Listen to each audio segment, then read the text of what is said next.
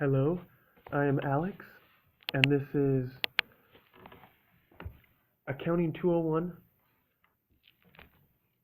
Chapter 1. So, this basically we teach out of the Financial Accounting Warren, Reeve, and Dushak.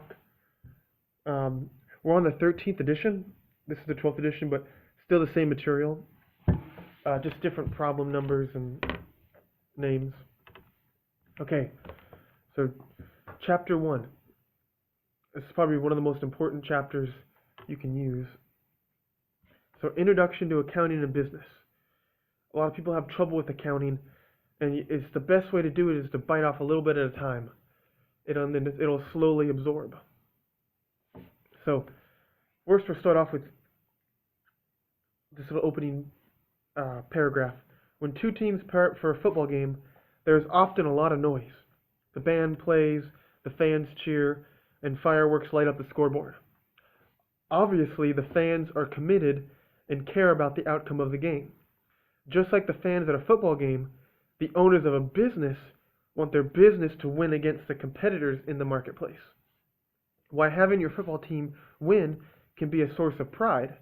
That's very important. Winning in the marketplace goes beyond pride and has many tangible benefits. Companies that are winners are able to serve customers better, provide good jobs for employees, and make money for their owners. It all comes together. One such successful company is Google. This is a real life example of why accounting is important. One of the most visible companies on the internet. Many of us cannot visit the web without using Google to power a search. As one writer said, Google is the closest thing the web has to an ultimate answer machine. And yet, Google is a free tool. It's kind of funny. No one asks you for your credit card information when you use a Google search tool. Do you think Google has been a successful company? Do you think it's successful? Does it make money? How would you know? Accounting helps to answer these questions. Google's accounting information tells us that Google is a successful company that makes a lot of money, but not from you or me. That's the brilliance of it. Google makes its money from advertisers. This textbook introduces you to accounting, the language of business. Chapter 1 begins by discussing what a business is. You need the foundation, how it operates, and the role that accounting plays. Accounting is everything for a business. If you try to go into a business and not have proper accounting, proper procedures for accounting, proper controls, most likely 9 times out of 10 it'll fail. Maybe not now, but down the road it will, because you'll never be able to know where you are, how you've progressed. It's needed. Okay, the nature of accounting in a business. A business is an organization in which basic resources, inputs, such materials and labor are assembled and processed to provide goods or services outputs to customers. So you're taking in stuff to make out stuff. They come in all shapes and sizes, from a local coffee house to a large coffee house, Starbucks, which sells over $10 billion of coffee and related products each year. The objective of most businesses is to earn a profit. Profit is the difference between the amounts received from customers for goods or services and the amounts paid for the inputs used to provide goods and services.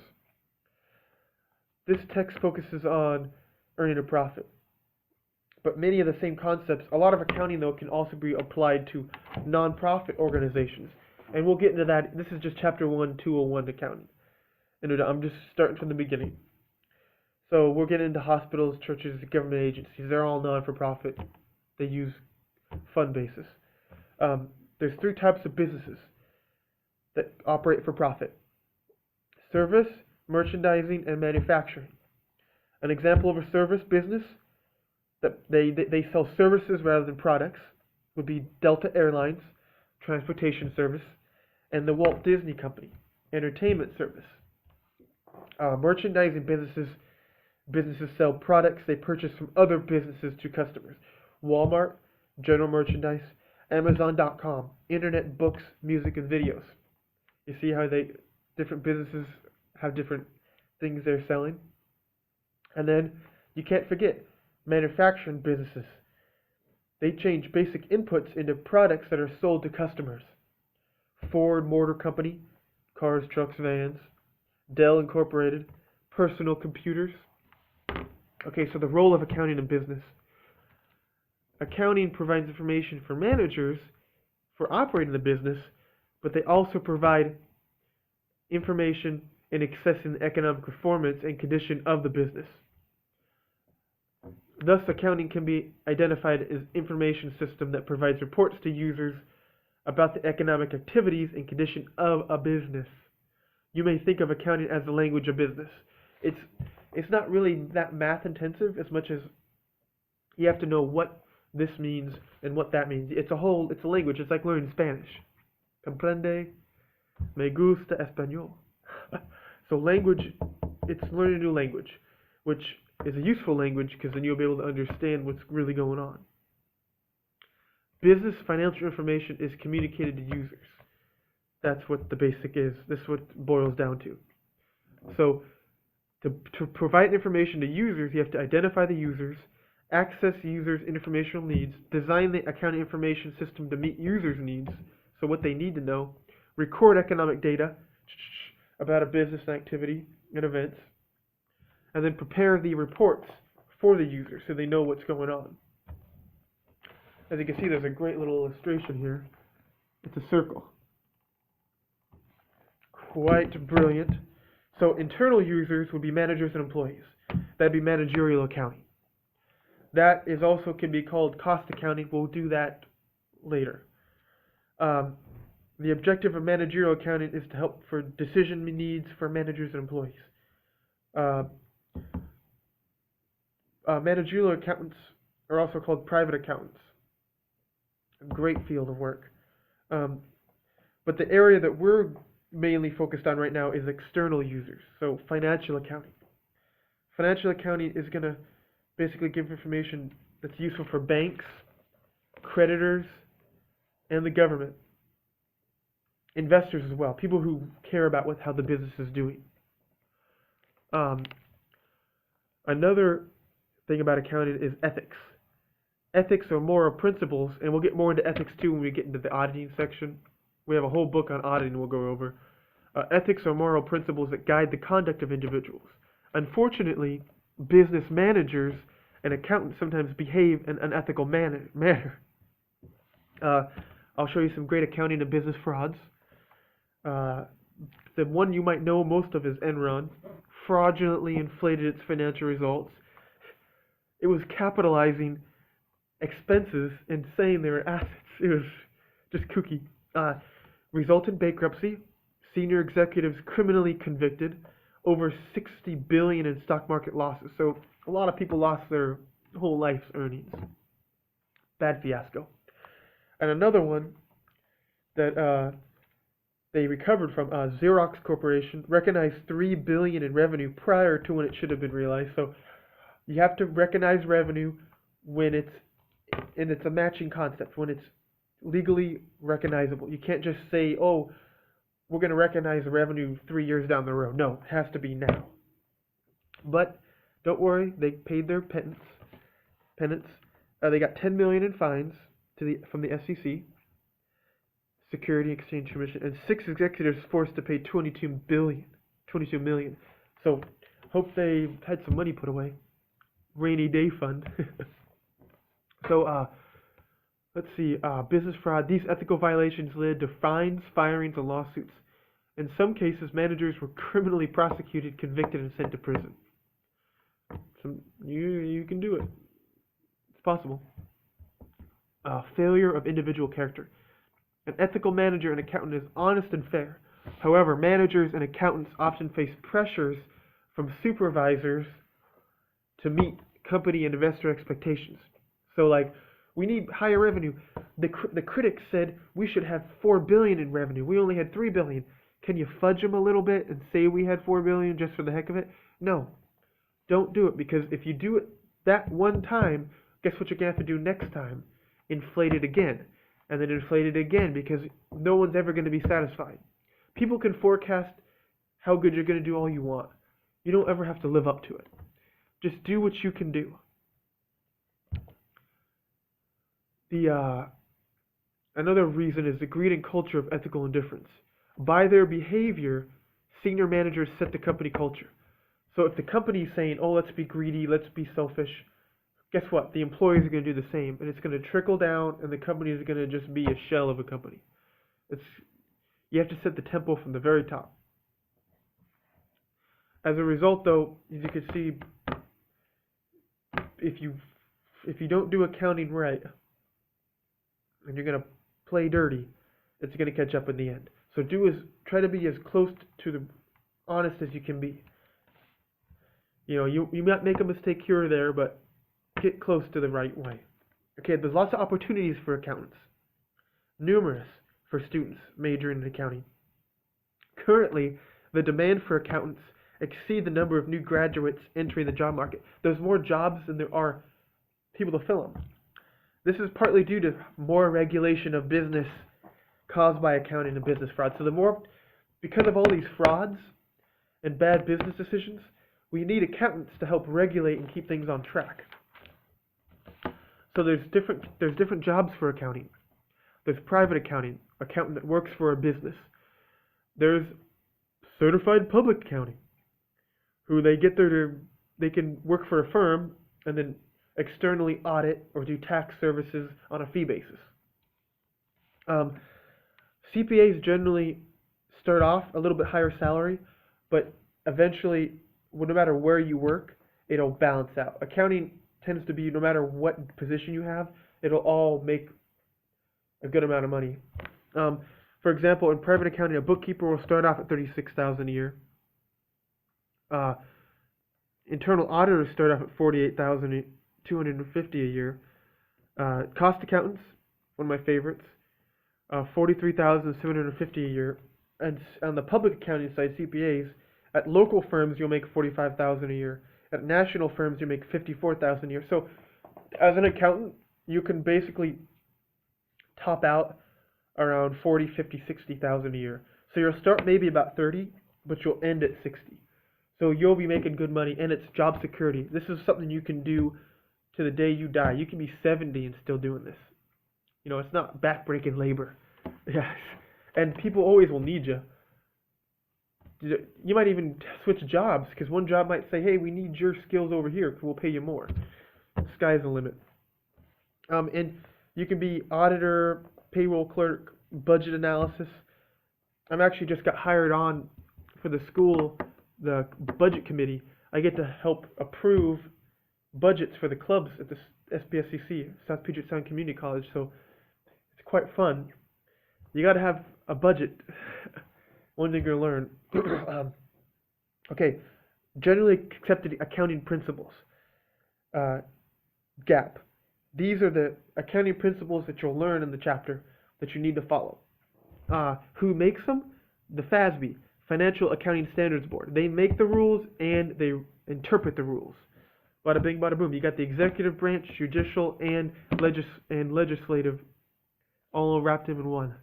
Quite fantastic. That's what you really want.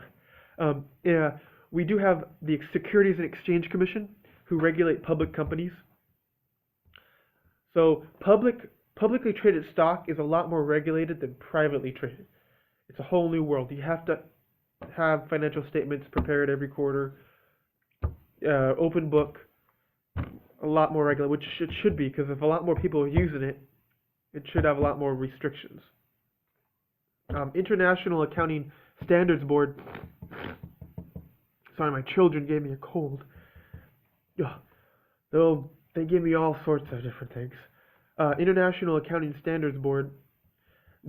American standards and international standards are a little bit different, but they're slowly becoming the same, because we live in a world of global economy. We do. We buy and sell overseas. Our countries aren't very much different in the sense of business. So we're slowly getting rid of differences in international and United States. So it'll bridge it. The business entity concept limits the economic data in an accounting system to data related directly to the activities of a business. So in other words, the business is viewed as an entity separate from its owners, creditors, and other businesses. So transactions that are only related to the business will be recorded. If you buy a coffee, that's private. That's your own personal expense, not part of the business.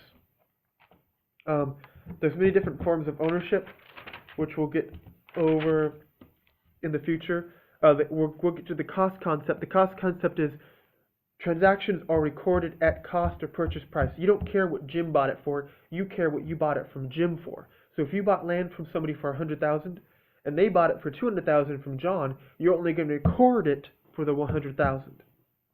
That's the cost concept. Okay, the accounting equation. Assets equals liabilities plus owner's equity.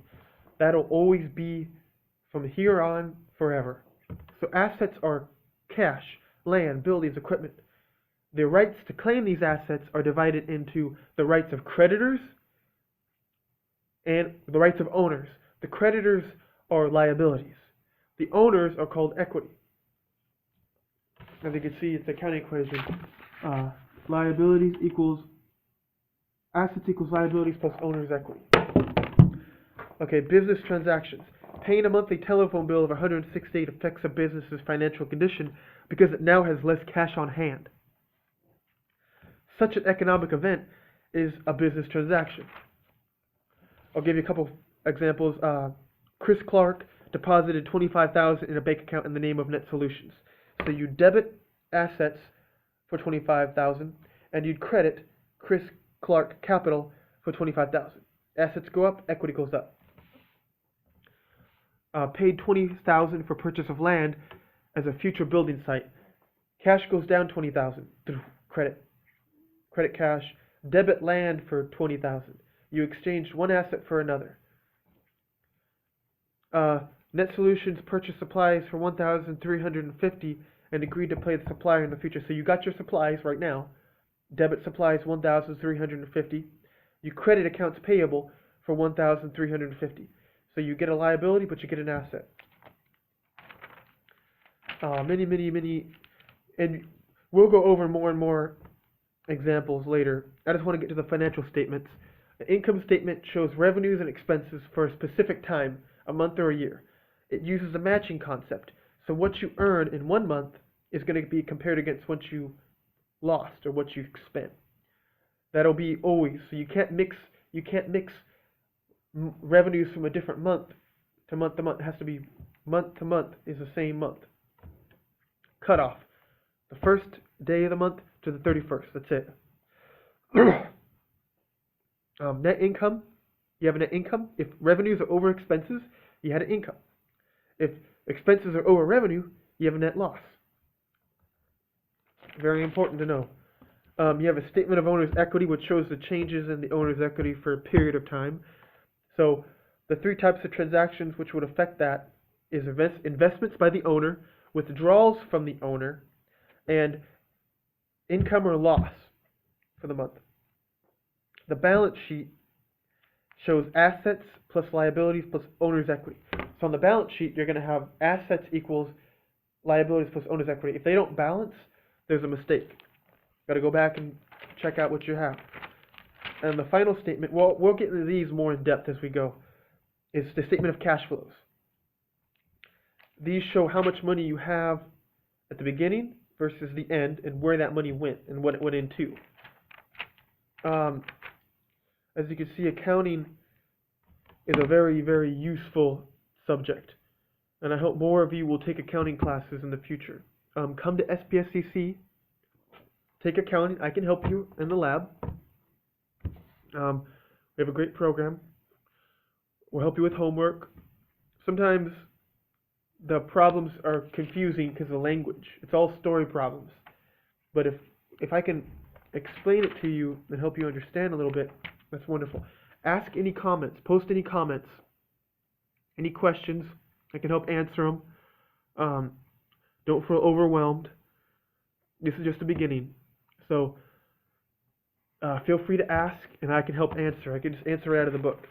Any examples of problems or whatnot. I can even put in a problem example on the comment section, most likely. I'll show you what it means, how to answer it. So thank you very much. I'm Alex Young, and here to help. So I'll see you later for chapter 2.